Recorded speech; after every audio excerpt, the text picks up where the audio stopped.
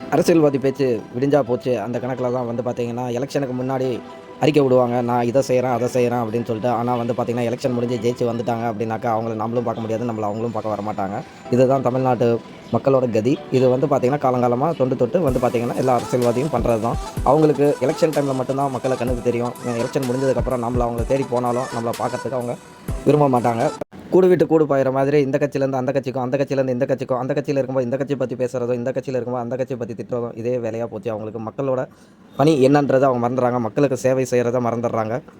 அண்ணன் வைகோ திமுக எதிரணியாக இருக்கும்போது ஒரு பேச்சு, அவங்களோட சேர்ந்ததுக்கப்புறம் ஒரு பேச்சு. அதை நீங்கள் இந்த வீடியோவில் பார்க்கலாம்.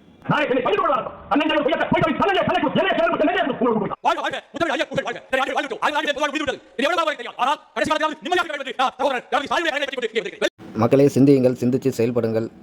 2026 எலெக்ஷனில் நீங்கள் பார்த்து முடிவு பண்ணி நல்ல தலைவர்களை தேர்ந்தெடுங்க. நல்லா இருங்க. பொறுப்புணர்வும் பொதுநலமும் அரசியல் பார்வை. சப்ஸ்கிரைப் மக்கள் பாவம் யூடியூப் சேனல்.